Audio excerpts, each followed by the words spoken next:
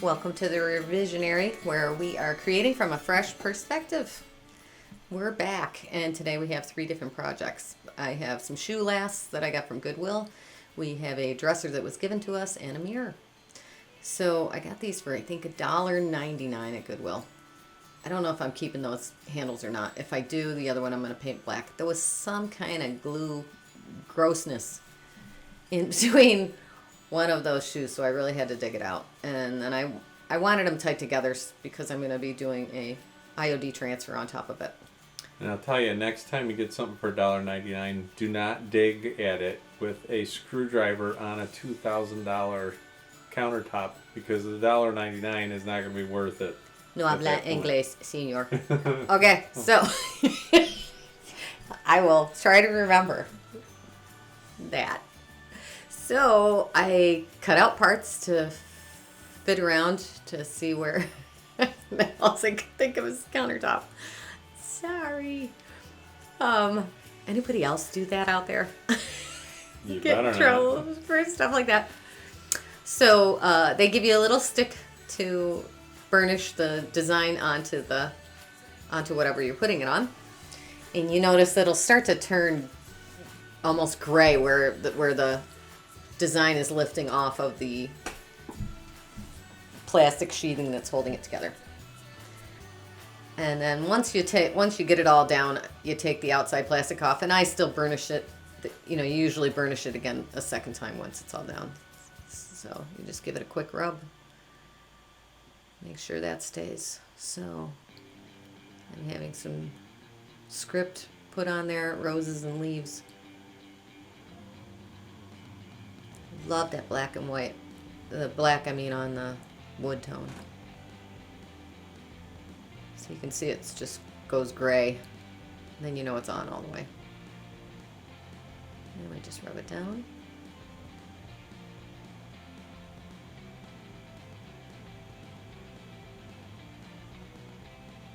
This one coming up is probably my favorite because I like that big floral going right across the whole toe.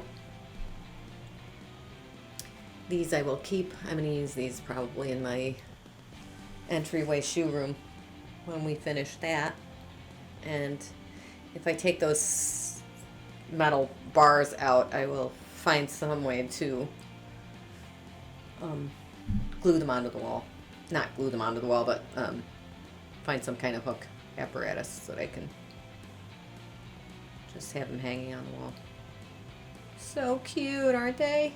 Love. A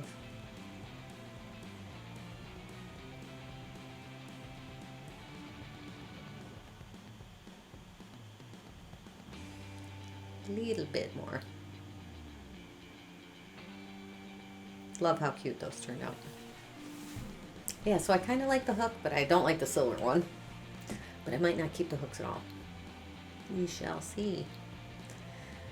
Next, I got this mirror at Goodwill. It was heavy as heck.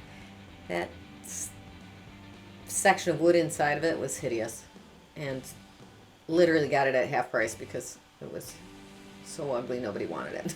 So the finish was flaking off pretty badly, so we had to really sand that down to get it smooth. And I did not film this because this was done before we were doing YouTube. But it transfers these. This is an IOD transfer as well. The Sea Queen, and it transferred right onto the glass without any problem. I actually have also done my KitchenAid. But so the outside of this is almost a marine blue. There's some antique-y black gray color wash waxing, some white dry brush and white wax, and then Steve put in a wood piece for me, and I got cleats at Hobby Lobby. And this would look great in a hallway entranceway to a cottage, over a bar, or in a kitchen where you could hang cups. But I loved how she turned out. Okay, here we go. So this was, had somebody at work told me that their family member was going to throw this out to see if I wanted it. So Steve drove to the other side of the city to grab this. Unfortunately, the sides are made out of pressed wood, so we had to make a lot of repairs. Somehow it got in moisture on it, maybe sitting on a cement floor in a basement or something.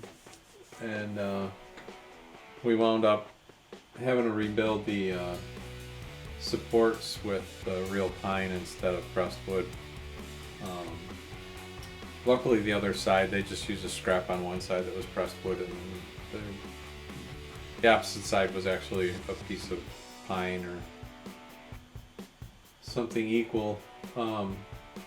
It's much sturdier. It'll last a lot longer now. And the rest of it actually was wood. Yeah, the fronts, the drawer fronts, and parts of the drawers, and the face of the cabinet or the dresser was all pine. So we were able to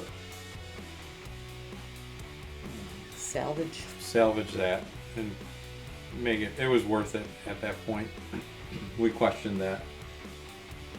I know you buy new stuff that's all pressed wood. We went to Ashley Furniture, I think, and they wanted $600 for a pressed wood and plastic vinyl over Yeah, it. I don't even know what that was. It wasn't even. It was some form of right plastic vinyl.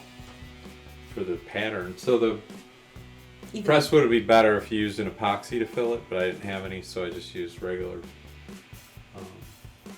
wood filler, packed it in, scraped out all the loose pieces, and then glued this piece on and nailed it. So it's much better off this way than it was originally. It won't split like the other one did. Yeah, if the rest of it would have been all pressed wood, I think we wouldn't have wasted our time doing this dresser, yeah?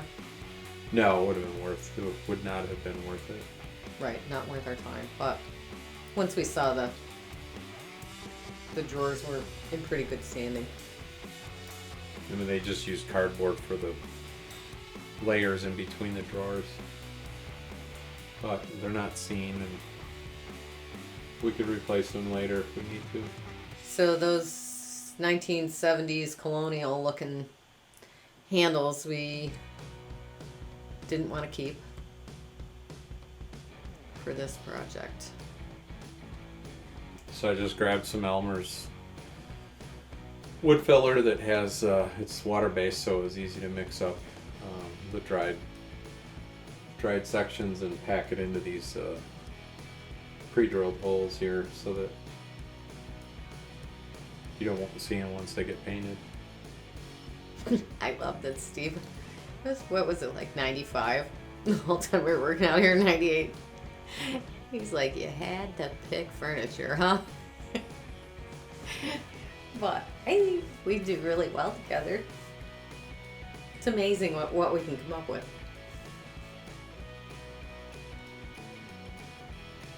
I like working on projects together with you. Yeah. So that scallopy piece dated the furniture too much, even though I didn't lose the bottom scallop. I went to Home Depot and got this molding.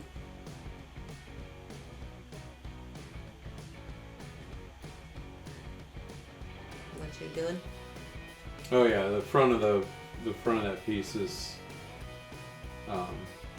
actually pressed wood.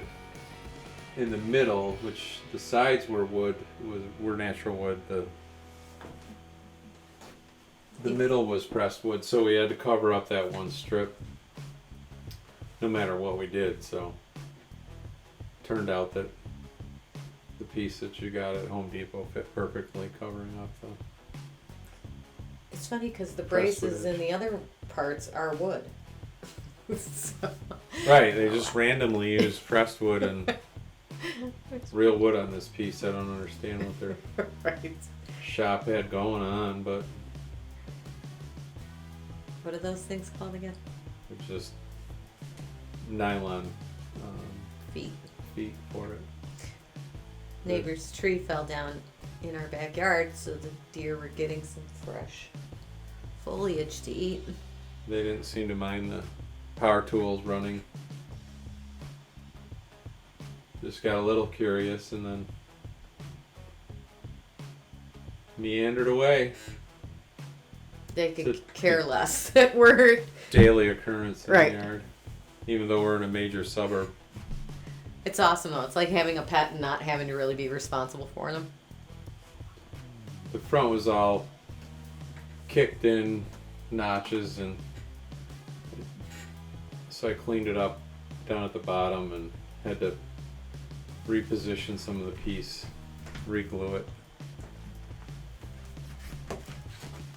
The pine was top was so nice, but it took us. I think we started with 80 grit sandpaper, 120, and then 220 because there were so many scratches on the top. But it actually turned out really well once we got that done.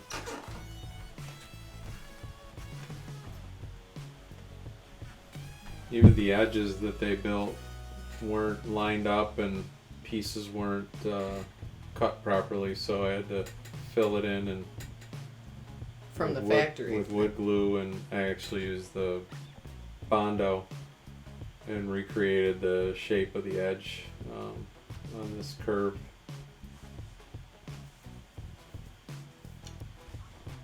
Yeah, the factory made the mistakes. Hopefully people didn't pay a lot of money for it when we got a new one.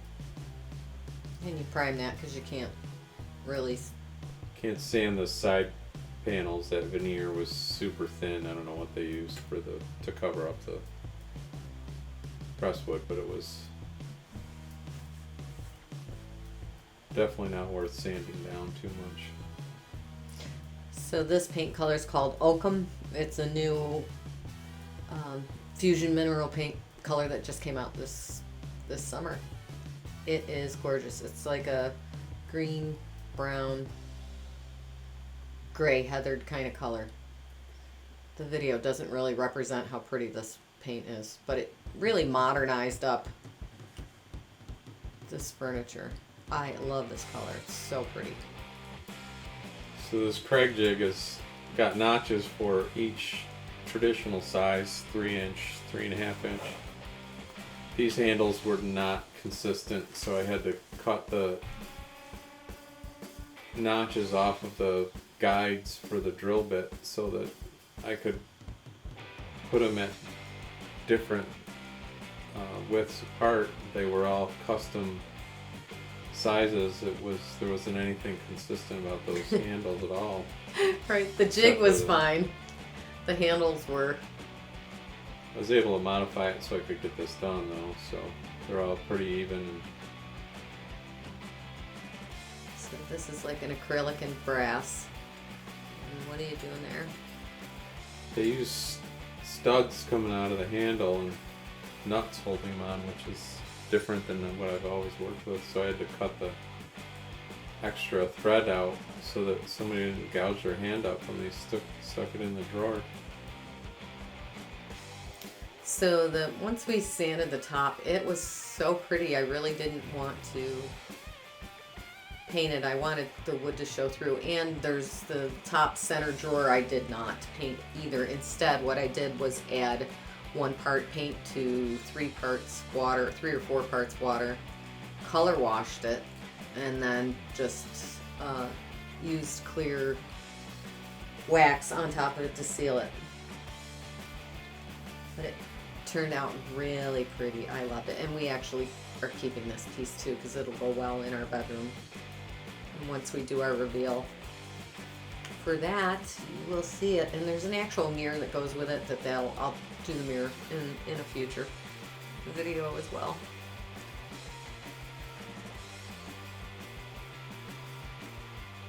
So the curves that we left on, they're not as noticeable, I think, as much as it was with that extra scallop in the middle. I like it without the scallop.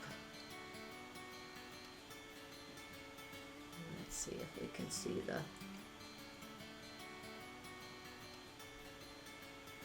There it is, just a fine piece. And that's it. Well, thanks for coming and visiting us today, and we hope to see you next time. Hope you enjoyed it. please give a thumbs up and subscribe. And take care. Have a good day.